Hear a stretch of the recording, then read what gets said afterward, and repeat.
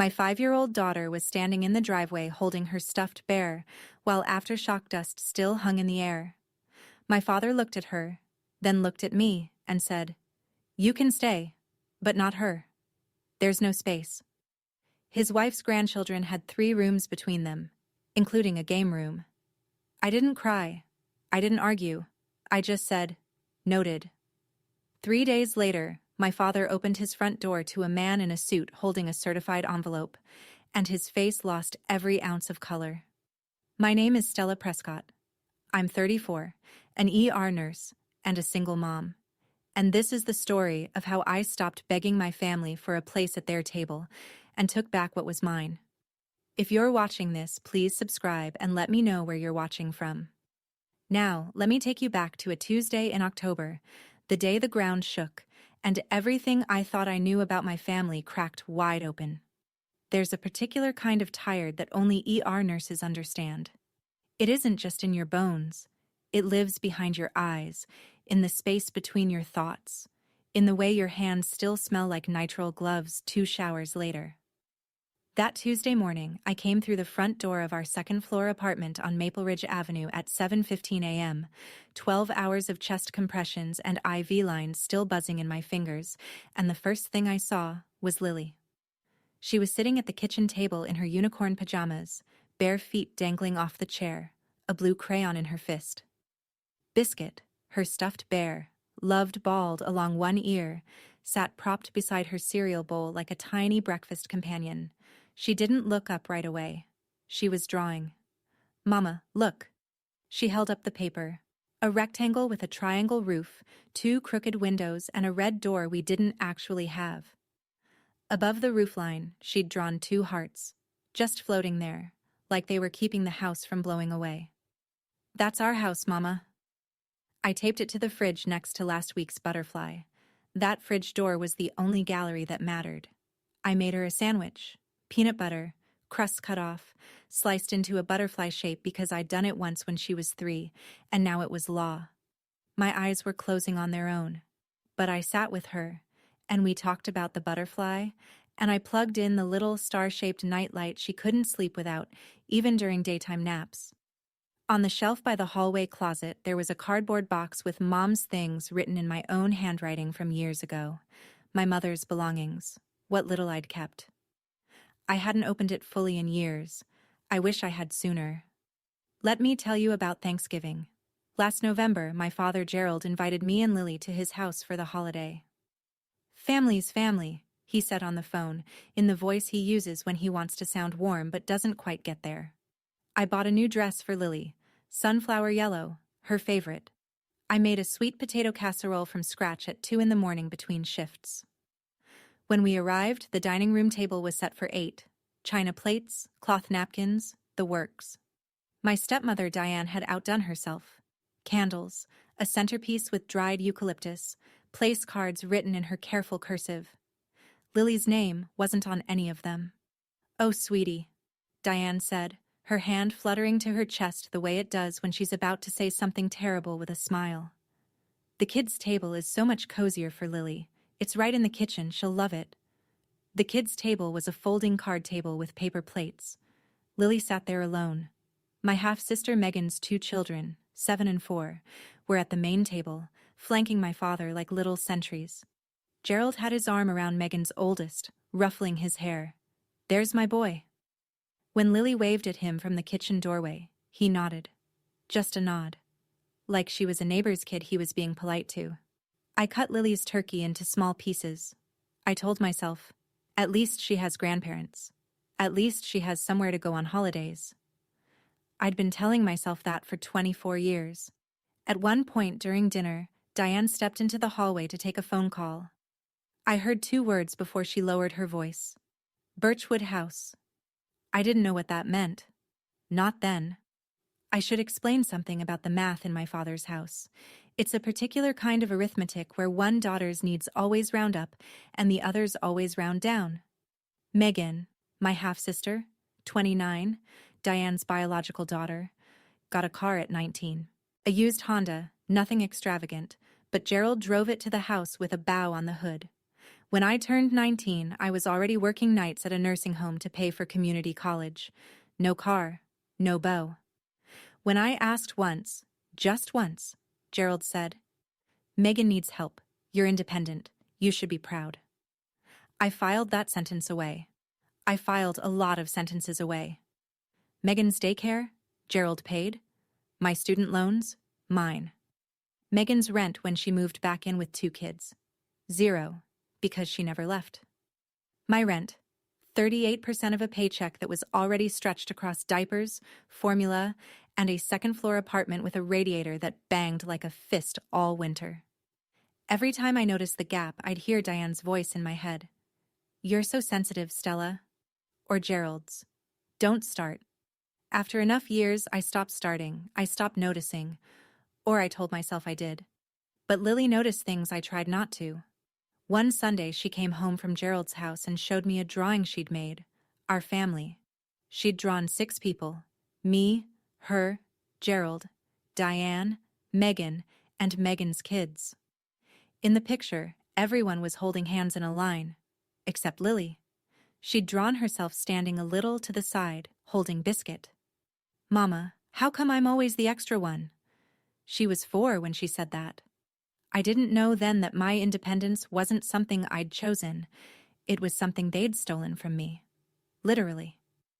The earthquake hit at 2:47 on a Tuesday afternoon. I had just picked Lily up from preschool. We were in the apartment. She was on the living room rug showing Biscuit a picture book when the floor moved. Not shook, moved. Like something massive had turned over beneath us. The bookshelf went first. It swayed once and then tipped forward, spilling paperbacks and picture frames across the carpet. Lily screamed. I grabbed her and pulled us both under the kitchen table, my body over hers, my hand pressing her head against my chest. I could feel her heart hammering through her shirt, fast, small, like a bird trapped in a paper bag. The shaking lasted 11 seconds. It felt like a year. Then the aftershock, 15 minutes later. Shorter, but enough to crack the load-bearing wall in the hallway from floor to ceiling. A chunk of ceiling plaster came down in the bathroom. Dust hung in the air like fog. The building groaned. By evening, the landlord arrived with a city inspector. Red tag. The building was structurally compromised, pending full inspection. Everyone out by tomorrow morning. I stood in the parking lot with Lily on my hip, watching our neighbors carry boxes to their cars. I called my renter's insurance from the hood of my Corolla. Coverage for damaged belongings? Yes. Temporary housing assistance? No. Not under my policy. The nearest motel was $89 a night. I had $1,100 in checking. That was rent money. That was all of it. Lily was quiet.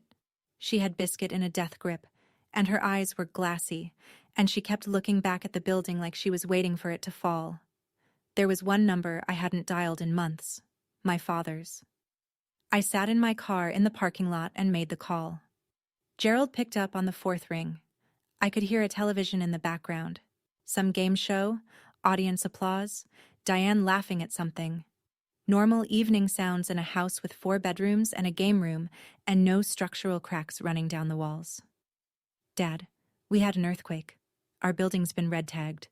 Lily and I need a place to stay for a couple of weeks until I figure something out." Silence. Then, "Hold on." I heard him set the phone down. Muffled voices. Diane's voice. Low, quick, sharp. I couldn't make out the words, but I knew the tone. I'd been hearing that tone for 24 years. It was the tone that preceded every no I'd ever received in that house, always wrapped in something reasonable. Gerald came back on. He cleared his throat. "You can come, Stella, but Diane says there's no room for the girl. Megan's kids have their rooms, the game room. You know how it is. It's tight. Dad, she's 5. She can sleep on my floor, on a sleeping bag. She just needs a safe place." Another pause. Diane's voice again, clearer this time, close to the phone. "Tell her it's only temporary anyway. The girl can stay with a friend or something." The girl? Not Lily, not your granddaughter. The girl. Gerald sighed. It's Diane's house, too. She says no space. Just you. We can figure something out for the child. I looked in the rearview mirror. Lily was in her car seat, Biscuit pulled tight to her chin, watching the red-tagged building through the window, dust still in her hair. Noted, I said, and I hung up. I drove. I didn't know where yet. I just needed the car to move, needed the road to unspool in front of me so I wouldn't have to sit still with what had just happened. The streetlights were coming on. Caldwell looked the same as it always did at 6:30 in the evening. People walking dogs, sprinklers running on lawns, the taco truck parked outside the hardware store. The world hadn't ended.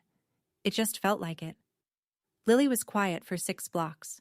Then, "Mama, are we going to Grandpa's house?" My hands tightened on the wheel. "No, baby, we're going to Auntie Rachel's." "Oh." A pause, then smaller. "Is it because Grandpa doesn't have room for me?" I almost hit the curb. Am I too big? I pulled over. I put the car in park on a residential street I didn't recognize, under a sycamore tree that was dropping leaves onto the windshield, and I turned around in my seat. Lily wasn't crying. Her eyes were wide and serious, and she was looking down at Biscuit like she was asking him the same question. I reached back and took her hand. It was so small. It was always so small. "Lily, you are not too big. You are not too much. And you will always, always have room with me. Do you understand?" She nodded. Hugged Biscuit. Looked out the window. She didn't cry.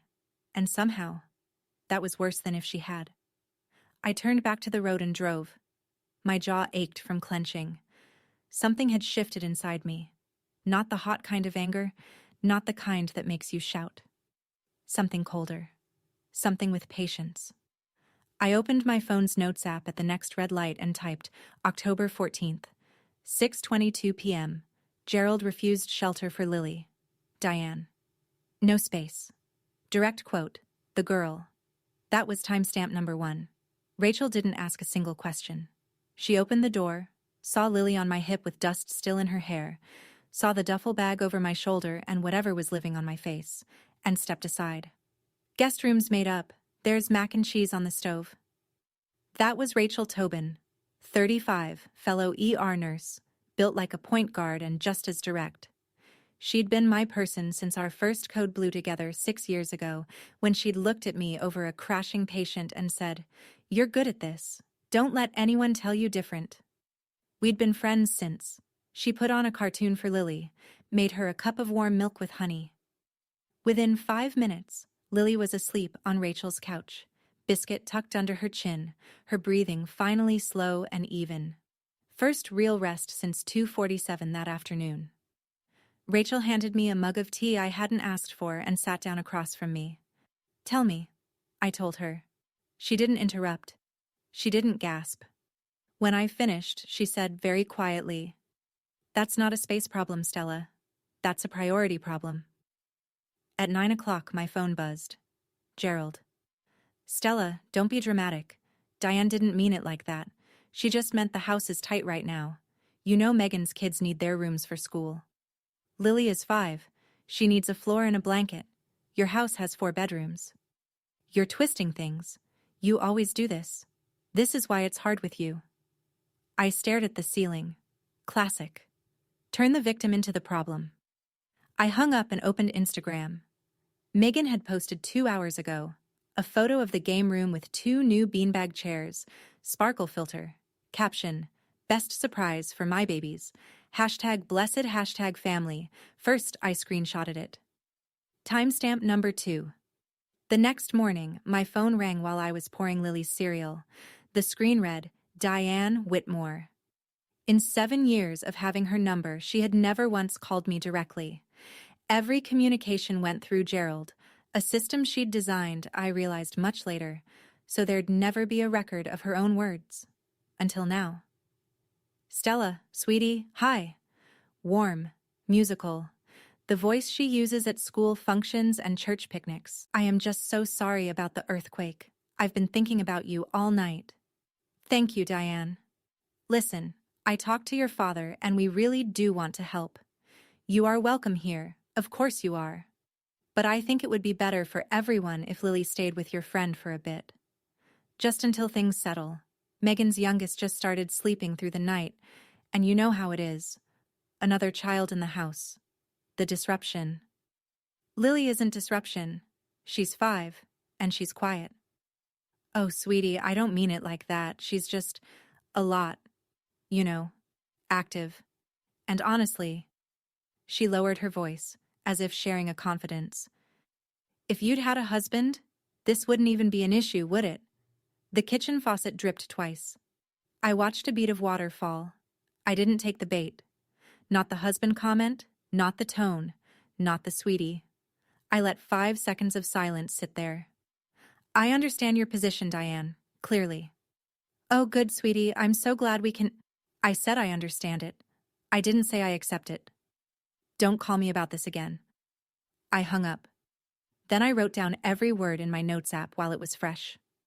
Timestamp number 3. And there was something Diane had said. A small thing. Maybe nothing. Besides, this house was supposed to be for our family anyway. This house. Supposed to be. Our family. Anyway. I didn't know what it meant. But I underlined it. That night, after Lily was asleep, I lay on Rachel's guest bed and let the memories come. Not the soft focus kind, the accounting kind. My 16th birthday, Megan, then 11, had gotten a full party the year before. Catered, 30 kids, a DJ in the garage. For my 16, Gerald handed me a card with a $20 bill and said, "We forgot to plan something. Sorry, kid." Diane was in Cancun with her sister that week. Nobody forgot. I just wasn't worth remembering. My nursing school graduation, 4 years of night shifts and study sessions in hospital break rooms, and I walked across that stage alone. Gerald said he couldn't make it. Megan had a dance recital. A recital. For an 11-year-old. He chose a pirouette over a diploma. The day Lily was born. Gerald showed up at the hospital 20 minutes after delivery. He stood in the doorway. Didn't hold her. Didn't sit down. "You should have waited until you were married," he said. Then he left. Diane didn't come at all. When Megan had her first baby 3 years later, Diane moved in for 3 weeks. Gerald bought an $800 crib and cried in the delivery room. I kept a list of these moments for years.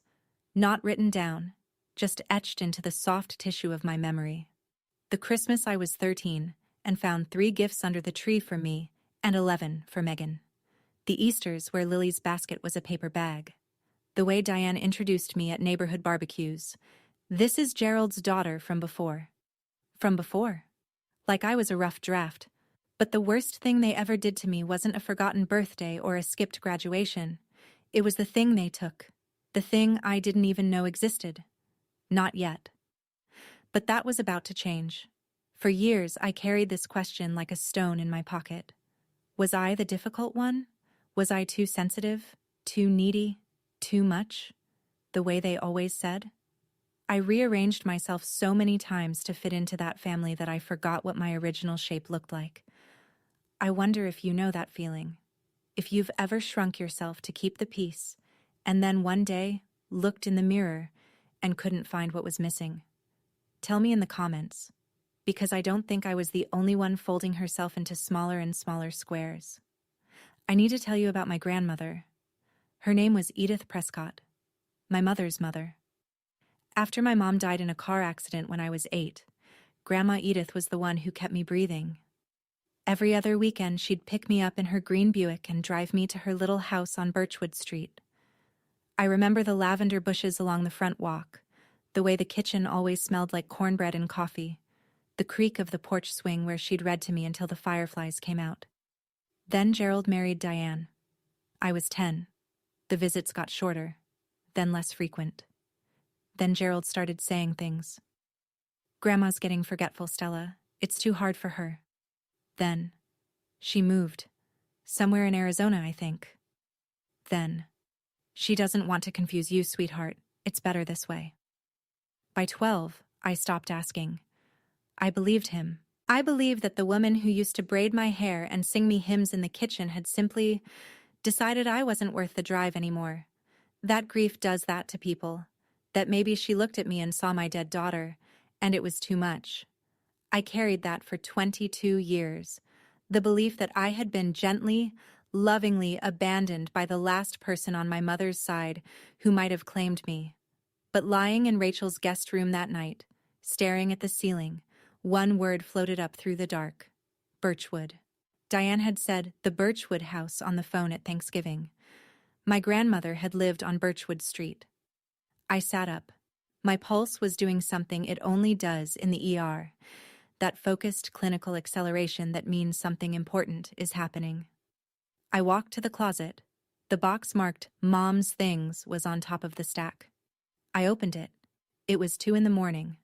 Rachel's house was silent except for the hum of the refrigerator and the small ticking of a wall clock somewhere down the hall.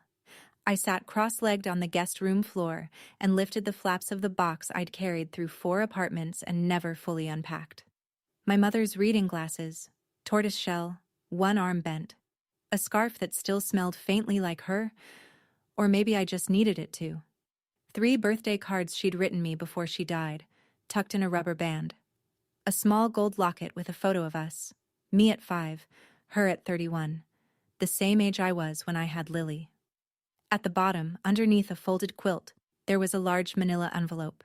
It was yellowed at the edges, postmarked 2003, and the return address read, Edith Prescott, 412 Birchwood Street, Caldwell, California, 93711.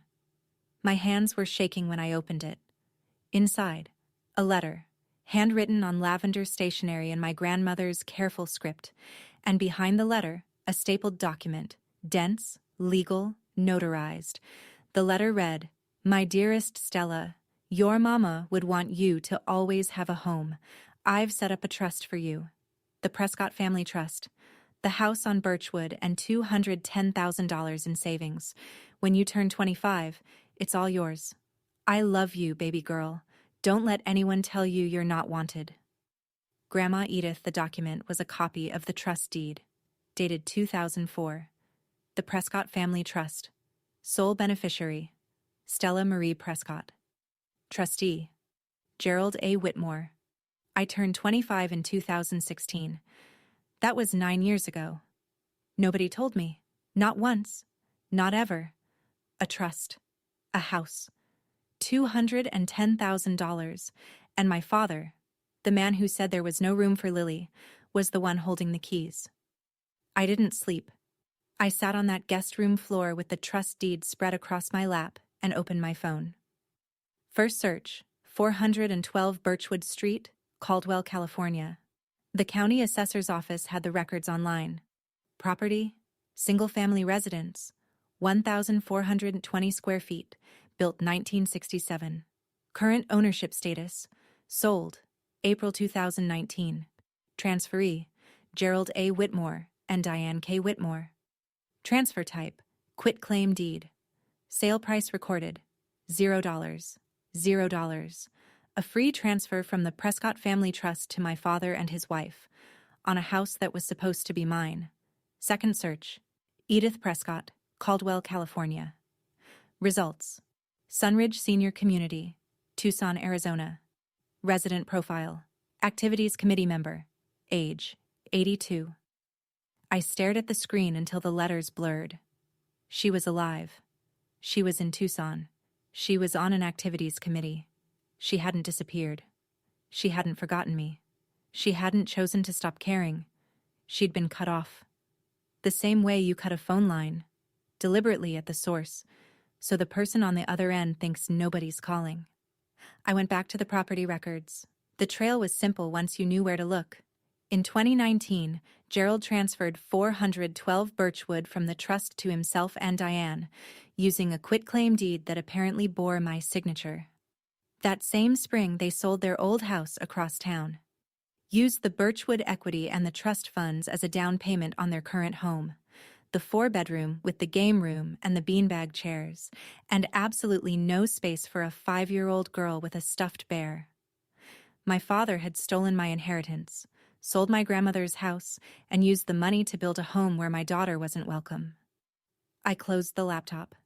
My hands were steady now. steady as they've ever been, and I was done being sensitive. I waited until 7 in the morning, Arizona time, to call.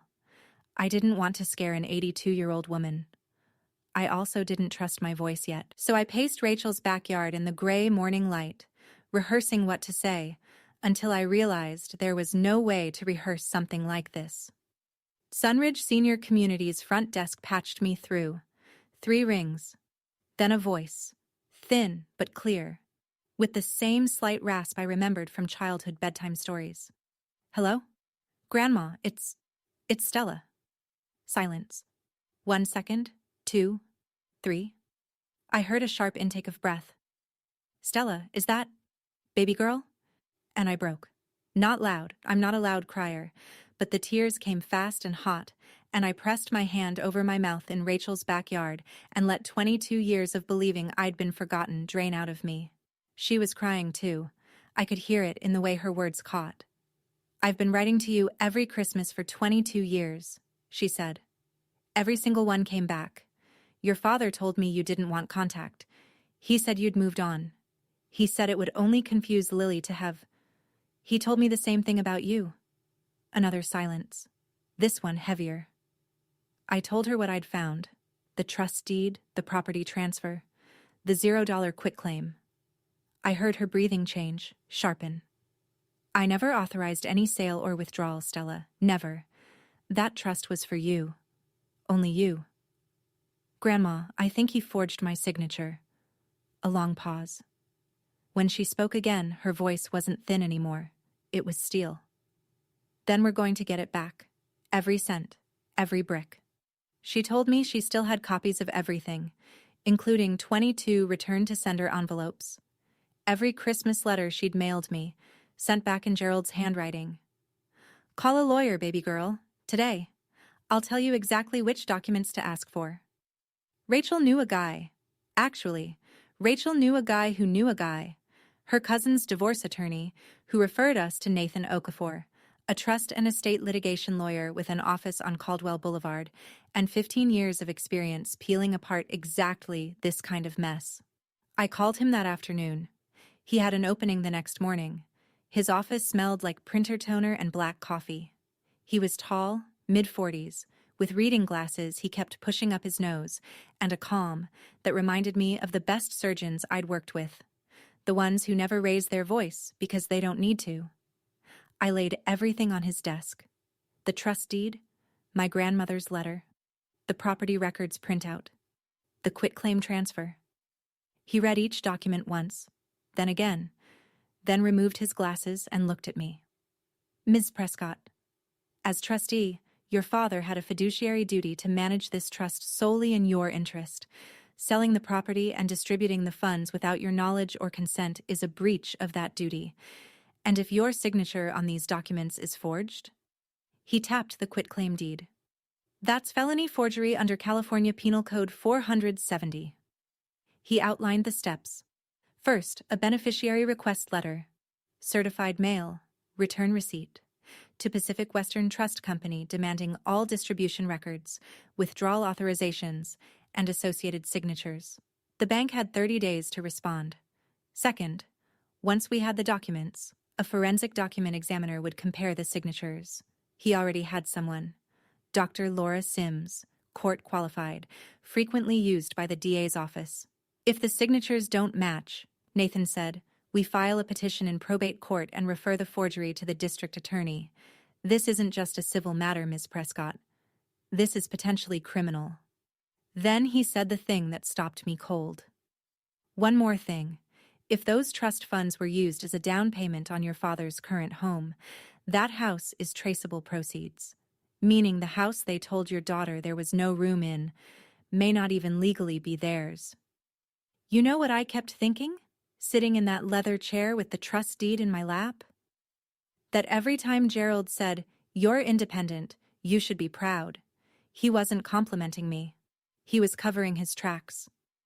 Every time Diane said, "You're so sensitive," she was making sure I'd never look too closely. They turned my own self-doubt into a lock on a door I didn't know existed. Have you ever realized that the thing people criticized you for was actually protecting them, not you? I think about that a lot now. Nathan mailed the beneficiary request that same afternoon. Certified. Return receipt requested. Tracking number logged. The letter went to Pacific Western Trust Company's Legal Compliance Department, demanding every document associated with the Prescott Family Trust, distribution authorizations, withdrawal receipts, notarized signatures, correspondence. 30 days to respond? 30 days. In the ER, 30 minutes can mean the difference between a save and a code. 30 days felt like a geological age, but Nathan was clear. Don't tip them off. Don't confront your father. Don't mention the trust, Birchwood, or your grandmother. If he suspects you're building a case, he'll destroy what he can. So I played the part. The hardest role I've ever held. And I've held a mother's hand while telling her that her son didn't make it. Gerald called twice that week. Casual, checking in, asking if I'd figured things out with housing. His voice was so normal it made my skin crawl. Normal the way a bandage looks clean when the wound underneath is septic. Working on it, I said. That was all I gave him. On Thursday, he called again. You're not still upset about the room thing, are you? Diane feels terrible. He said this the way you'd report weather. Light rain. Diane feels terrible. Might clear up by the weekend. I'm fine, Dad. Good. That's my girl. I hung up and swallowed something hot and sour at the back of my throat. That evening, Lily was at Rachel's kitchen table again, drawing. She held up the new picture. A house. Bigger this time, with 3 windows and a garden and a red door. She'd written 2 words at the top in wobbly kindergarten letters. Our house. This is where we're gonna live, Mama, I decided. I stuck it to the fridge next to the others. Then I went to the bathroom, shut the door, and pressed my forehead against the cool tile until my breathing evened out. 27 days to go. The documents arrived on a Tuesday. Nathan called at 10:14 a.m. Come to my office. Bring nothing. Touch nothing when you get here. I'll show you everything.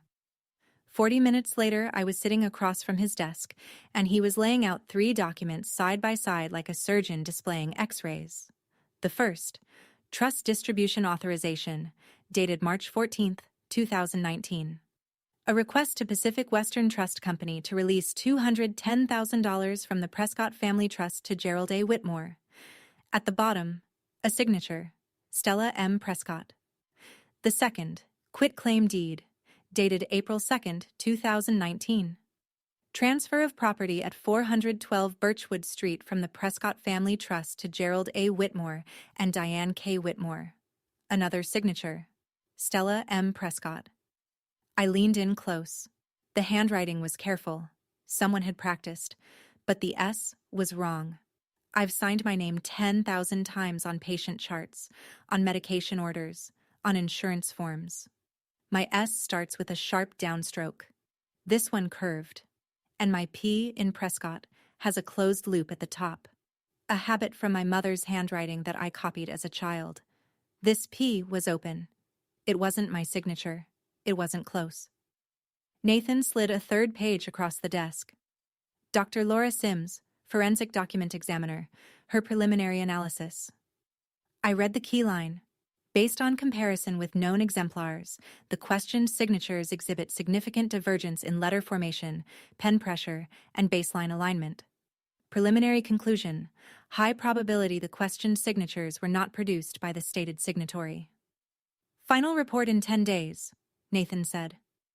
But, Ms. Prescott, it's confirmed. He pointed to the notary stamp on the quitclaim deed. The name printed beneath it, Janet L. Fry. He'd already looked her up. Janet Fry was a friend of Diane's. They'd worked together at the school district for years. A notarized document signed by someone who wasn't there, stamped by the stepmother's friend. This wasn't carelessness. This was planned. 2 days after the documents arrived, Gerald invited me to dinner. Just me. No drama, no big deal. Diane's making pot roast. We just want to see you. Nathan said, Go. Observe. Say nothing of substance. California is a 2-party consent state, so no recording, but write down everything the moment you leave. I went. The house smelled like rosemary and onions. Diane greeted me at the door with a hug that lasted exactly 1 second too long, the kind designed to be witnessed. Megan was on the couch with her kids, who were running laps between the living room and the game room. The game room, with its beanbag chairs and wall-mounted TV, and enough square footage for a child-sized sleeping bag, if that child's name had been something other than Lily. Dinner was normal, excessively normal. Diane complimented my scrubs. Gerald asked about the hospital. Megan showed me photos of her kids' Halloween costumes on her phone. Everyone smiled. Nobody mentioned the earthquake. Nobody mentioned the fact that my daughter was sleeping at a friend's house because this family had turned her away. Then, between the pot roast and dessert, Gerald leaned back in his chair and said, casually, the way you'd ask someone to pass the salt, "Hey, by the way, you haven't been getting any weird mail, have you? Some trust company sent something to our address by mistake. Junk mail, probably." His eyes sharpened, just for a second, just enough for me to see. "Trust company," I said. "No. Why would they?" He relaxed, reached for his water glass. "No reason, just junk." Diane changed the subject to Megan's birthday party next weekend. I helped clear the plates. I said goodnight. I walked to my car. Then I opened my notes app. October 29th. 7:48 p.m. Gerald asked about trust company mail. Nervous. Diane redirected conversation immediately. He knew something was moving. He just didn't know how much. The smear campaign started on a Wednesday. I woke up to 11 text messages from relatives I hadn't spoken to in months. Aunt Carol, Gerald's sister. "Stella, I'm hearing some troubling things. Your father is heartbroken." Uncle Roy. "Family shouldn't sue family. Whatever this is, you need to drop it." A cousin I'd met twice. "Diane says you're going through something. We're praying for you. Praying for me." That's the phrase people use when they've decided you're the problem and they want you to know it without getting their hands dirty. I scrolled through the group chat Gerald's family used for holidays and birthdays. Diane had posted a message at 9 p.m. the night before, a paragraph and a half, perfectly punctuated, dripping with rehearsed anguish. "As many of you know, Stella has been going through a difficult time since the earthquake. Unfortunately, she is now making false accusations against Gerald and me regarding family finances. We are devastated.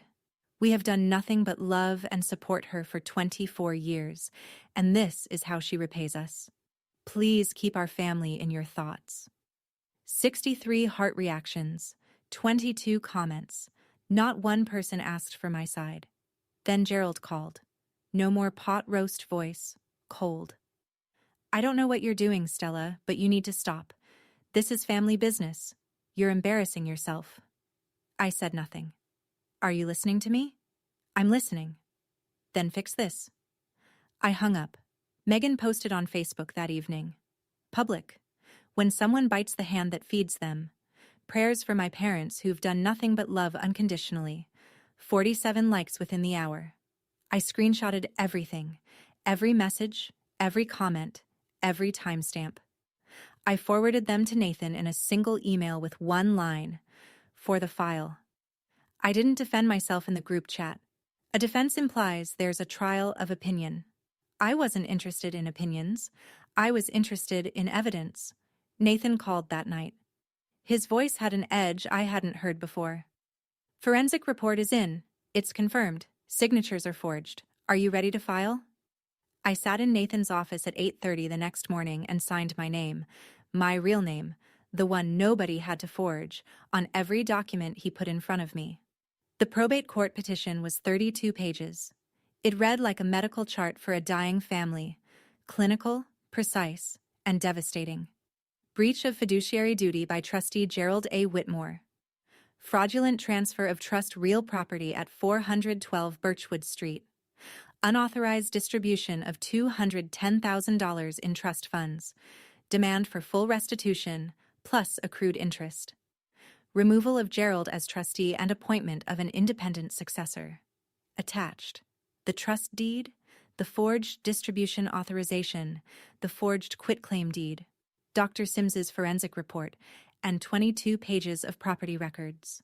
Separately, Nathan filed a criminal referral with the Caldwell County District Attorney's Office. Forgery under California Penal Code Section 470, notary fraud, and a flag for elder financial exploitation. Because Edith Prescott had been systematically cut off from her granddaughter while her trust assets were looted. And from Tucson, overnight, FedEx delivered the final piece. Grandma Edith's sworn declaration, notarized at Sunridge Senior Community, 6 pages of her clear, firm handwriting converted to typed text and signed with a hand that didn't shake. She stated she had established the trust, never authorized any distribution, never signed any transfer documents, and had been told by Gerald that Stella did not wish to have contact, a claim she now knew to be false, evidenced by 22 Christmas letters returned in Gerald's handwriting. Nathan filed everything with the court that afternoon. Then he prepared the certified demand letter, 14-day response deadline, addressed to Gerald and Diane Whitmore at their current residence. "Once this is served," Nathan said, "there's no taking it back." I looked at the stack of documents on his desk. 9 years of theft, 22 years of lies. One 5-year-old girl told there was no room for her. I wasn't the one who started this. I'm just the one finishing it. The certified demand letter was delivered on a Monday at 11:47 a.m. I know the exact time because USPS tracking updated on my phone while I was starting an IV on a 60-year-old man with chest pains. I glanced at the notification. Delivered. Signed by G. Whitmore. And went back to my patient. The ER doesn't pause for family implosions. Gerald called at 6:32 that evening. I was buckling Lily into her car seat outside Rachel's apartment. I answered on speaker by accident, then quickly took it off. His voice was different. Not the patriarch voice, not the pot roast voice. Something I'd never heard from him before, the voice of a man reading a document he can't make disappear. "Stella, what is this? What have you done?" "You have 14 days to respond through your attorney. I have nothing else to say to you." "This is insane. I'm your father. You can't—" Diane is hysterical. She's... In the background, Diane. Not the musical church picnic voice now. High, shredded, and beneath that, Megan crying. "That trust was family money, Stella. I managed it for everyone's benefit." I caught that. I managed it. Not I didn't do it. Not there's been a mistake. He managed it. Past tense. Admission wrapped in justification. "You managed it into your down payment. 14 days, Dad." I hung up. He called back. 4 times in 20 minutes. I let each one ring through to voicemail. I didn't listen to any of them. I saved them. Rachel was waiting at the door. She looked at my face and handed me a mug of chamomile without a word. "How do you feel?" I sat on her couch. Lily was inside, drawing at the table again. Another house. More windows this time. More hearts on the roof. Like I should have done this years ago. Diane did not go quietly. I didn't expect her to. Quiet isn't in the playbook of someone who's spent 24 years controlling a family's narrative with sweet smiles and strategic phone calls. The escalation came in 3 waves. Wave 1, the extended family. Diane called my mother's sister, Aunt June, who lived in Oregon and hadn't spoken to Gerald in years. Told her I was fabricating allegations about a trust that never existed, and that I was emotionally unstable since the earthquake. Aunt June, to her credit, called me and asked for my side. I told her to call Grandma Edith. Wave 2, social media. Diane posted a 12-paragraph essay on Facebook. Public. I won't quote the whole thing, but the opening line was, "For 24 years I have tried to love a child who was not my own, and today my heart is shattered." 214 reactions. Comments full of prayer hands and crying emojis. A woman I'd never met called me ungrateful in the thread. Wave 3, Gerald's email. It arrived at 11 p.m., sent from his personal account to mine. "If you don't drop this, I will make sure everyone knows what kind of mother you are, leaving your child with strangers after an earthquake instead of coming to family. Think about what you're teaching Lily. Leaving my child with strangers." He meant Rachel, the woman who opened her door without conditions while he put conditions on a 5-year-old. And he was threatening to use my motherhood against me, the same man who didn't hold Lily when she was born. I forwarded the email to Nathan with one line. Add this to the file. Nathan's response came in 4 minutes. Retaliation. Potential witness intimidation. I'm supplementing the petition. This helps us, not them. I turned off my phone. Lily was asleep, biscuit under her chin. I watched her breathe for a long time. Teaching Lily? I was teaching her that nobody gets to steal your future and call it love. Grandma Edith landed at Caldwell Regional Airport on a Friday afternoon, 3 weeks before the court hearing. Southwest Airlines, 1 carry-on, orthopedic shoes, and a spine made of rebar. I spotted her at baggage claim before she saw me. She was smaller than I remembered, her shoulders narrower, her hair white where it used to be silver, but she stood the way she always had. Straight-backed, chin up, like a woman who'd buried a daughter and survived it and wasn't about to be bent by anything less.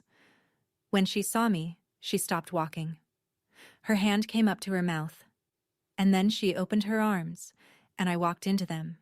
And for a few seconds I was 8 years old again, standing in a lavender-scented kitchen on Birchwood Street, and nobody had lied to me yet. We drove to Rachel's house. Lily was in the living room, wearing a tutu over her jeans, arranging biscuit on a pillow throne. She looked up when we walked in, at this small, white-haired woman she'd never seen before. Grandma Edith knelt down, slowly, one knee at a time. "Hello, sweet girl. I'm your great-grandma Edith.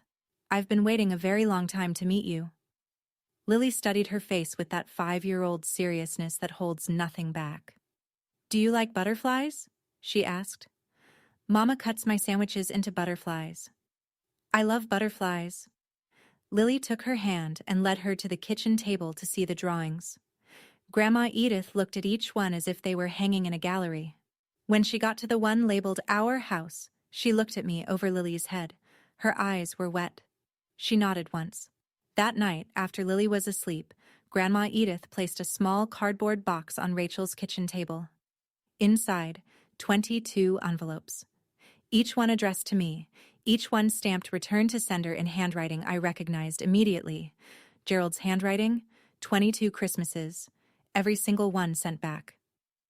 "I kept writing," she said quietly, "because I knew one day, one letter would find you. 22 letters. 22 Christmases." She never stopped. And I spent every single one of those years believing she'd forgotten me, because that's what Gerald told me, and I had no reason not to believe my own father. But here's what I can't stop thinking. How many people out there tried to love us, and someone made sure the message never arrived? Do you think there's someone who tried to reach you, and somebody stood in the way? Because I almost missed mine, by 22 years. Gerald's 14-day deadline expired on a Wednesday at 5 p.m. On day 10, his attorney, a man named Dennis Pratchett, who appeared to handle mostly traffic citations and small claims disputes, had sent a 2-page letter to Nathan requesting a 30-day extension and stating, in language that even I could tell was weak, that trust distributions were authorized by implied family consent and conducted in the best interest of all parties. No documentation attached, no signed authorization from me, no explanation of why implied family consent overrides a beneficiary's legal rights. Just words, and not enough of them. Nathan's assessment was 3 sentences. The response lacks any substantive defense. There's no evidence of authorization. They're stalling because they don't have a case. Day 14 came and went, with no settlement offer, no real counter-argument, no acknowledgement of the forged signatures, nothing. Nathan filed a motion for an expedited hearing, citing the forensic evidence, the sworn declaration, and the pattern of retaliation. The probate court granted it. Hearing date: 3 weeks out, a Tuesday in November. On day 15, Gerald called me one last time. His voice had changed again. Gone was the threat from the email. Gone was the patriarch bark. What was left sounded hollowed out. "Stella, please, can we just talk? I'm your father. We can work this out. Don't humiliate me in court." I let the word land. Humiliate. As if humiliation was something being done to him, and not something he'd done to a 5-year-old standing in a driveway with a stuffed bear. You had 14 days to work this out, Dad. You chose not to. I'll see you at the hearing. I hung up. Nathan called 20 minutes later. One more thing. Megan's birthday party is this Saturday, and the process server confirmed. The hearing summons needs to be personally served on Gerald, at his residence, by a sheriff's deputy. Saturday. The birthday party. 30 guests. It's the only confirmed time he'll be home, Nathan said. The court requires personal service.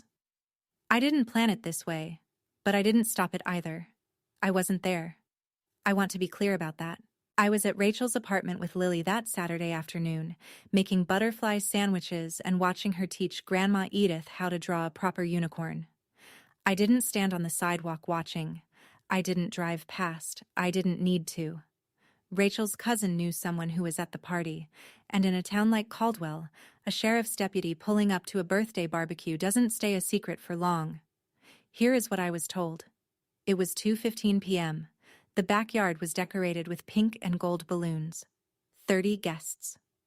Megan had just blown out her candles.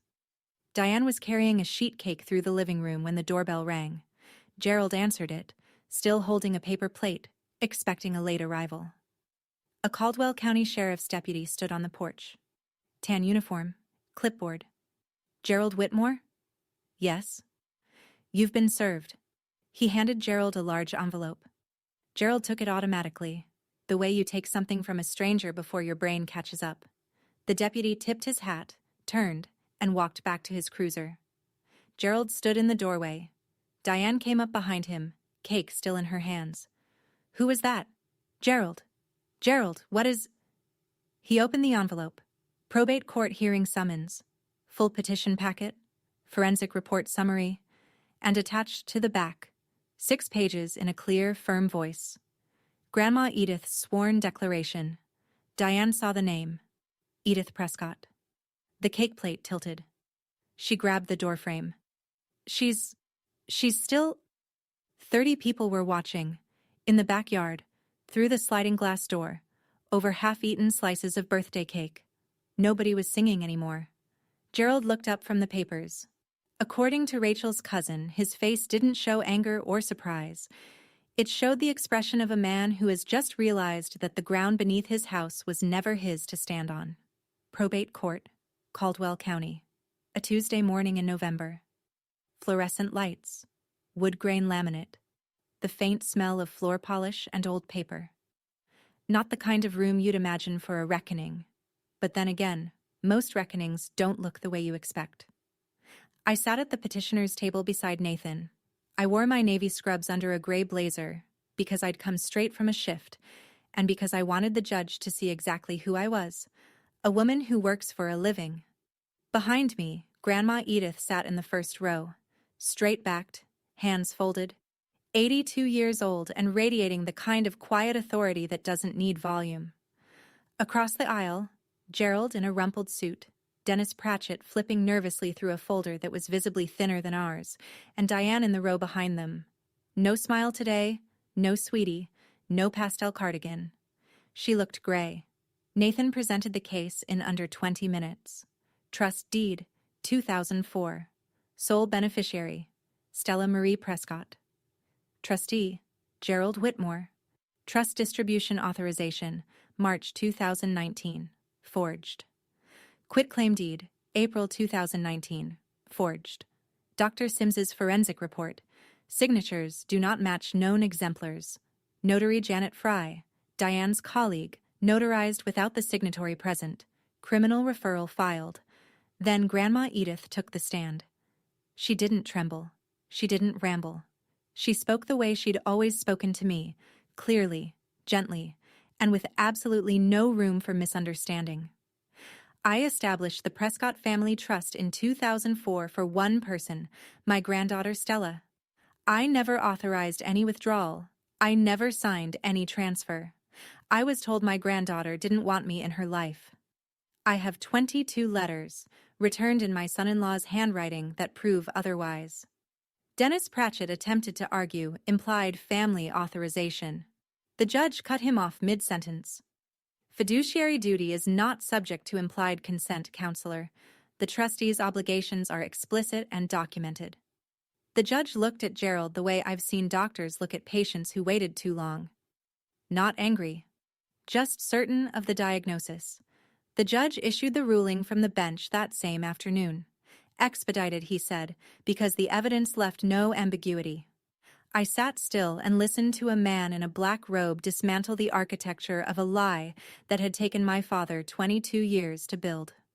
First, Gerald A. Whitmore was immediately removed as trustee of the Prescott Family Trust. The court appointed an independent fiduciary, a licensed professional trustee with no connection to either party. Second, restitution. Gerald and Diane Whitmore were ordered to repay $210,000 in misappropriated trust principal, plus $38,000 in accrued interest, for a total of $248,000. Payment due within 90 days. Failure to comply would result in a court-ordered lien on their real property, meaning their house. Third, the 2019 quitclaim deed transferring 412 Birchwood Street was declared void.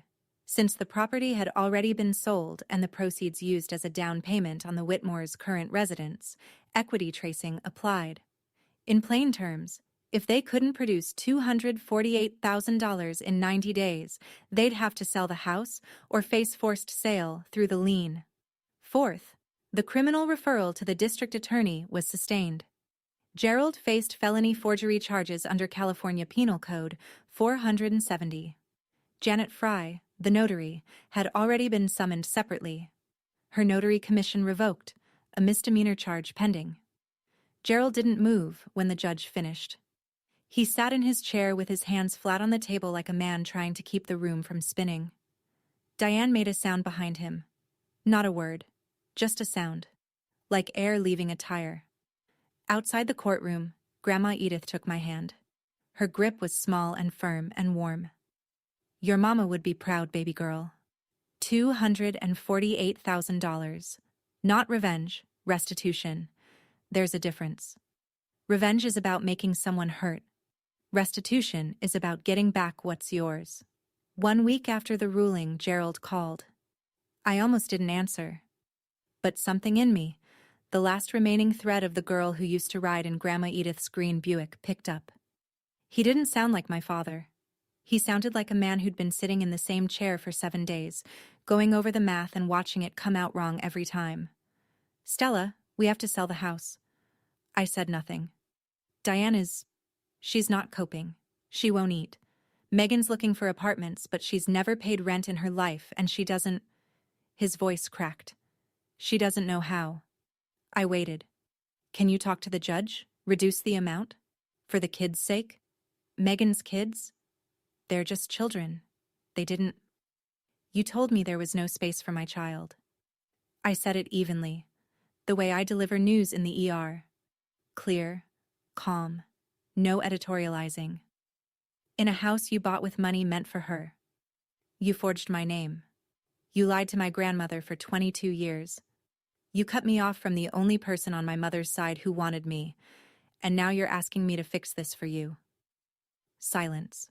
Long. Heavy with the sound of someone who has run out of narrative. I won't make your life harder than the court already has, Dad. But I won't make it easier either. The trust will be repaid. That's not negotiable. One more beat of silence. Then, goodbye, Dad. I set the phone on the kitchen counter. I didn't slam it. I didn't cry. I just set it down the way you set down something you've been carrying too long and finally realize you're allowed to put down. That evening, Diane's Facebook went dark. Every post deleted. Megan's family dinner photos, gone. The group chat that had buzzed with prayer hands and accusations fell silent, one by one, like lights going off in a house nobody could afford anymore. I didn't watch. I didn't check. I was done looking in that direction. 4 months later, the trust was repaid in full. Every dollar, every cent of interest. Gerald and Diane sold the house in 63 days, at a loss. I didn't ask where they went.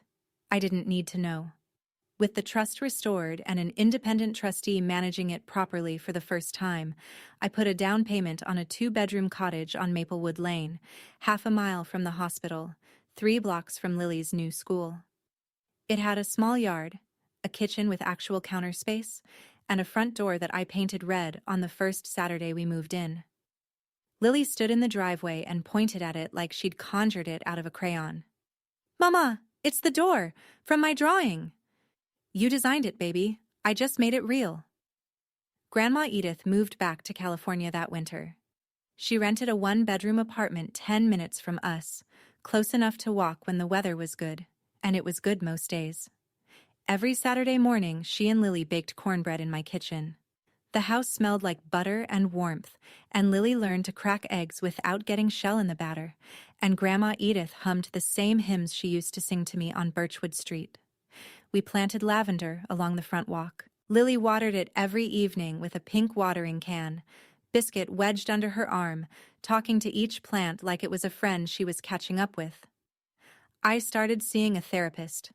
Not because I was broken, but because 22 years of carrying someone else's lies had left grooves in the way I thought about myself, and I wanted to smooth them out. I wanted to be the kind of steady that was real, not performed. In Lily's room, taped to the wall above her bed, was the original drawing. Our house, red door, 2 hearts on the roof. Next to it, a new one. Our real house, same red door. But now there were 3 people in front of it, me, Lily, and a small white-haired figure labeled in careful kindergarten letters, Great Grandma. The star nightlight still glowed by her pillow. Biscuit still sat on the bed. Some things you don't outgrow. You just finally give them the right home. I'm sitting on my front porch as I tell you this. It's a Sunday morning.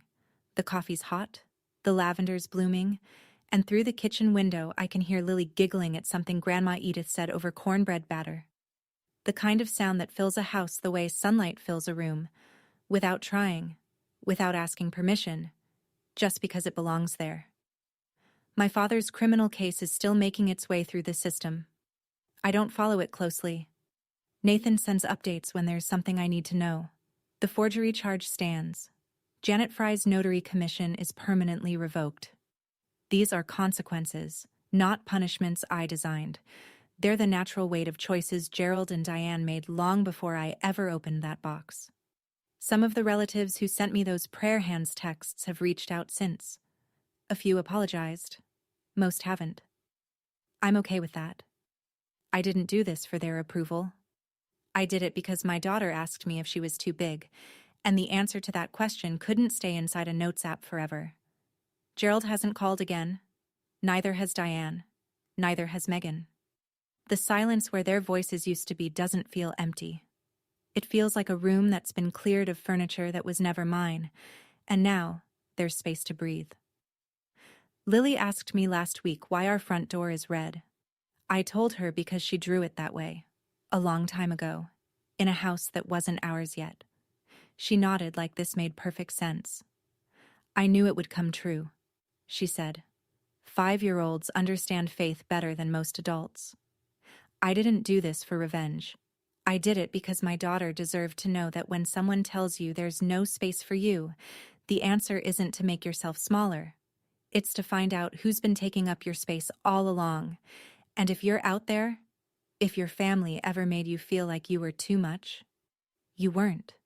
You were just in a house that was too small for the truth. I used to be afraid of silence in our apartment. Now, the silence in our house sounds different. It sounds like peace. It sounds like enough. That's my story. Thank you for staying with me until the very end. It means more than you know.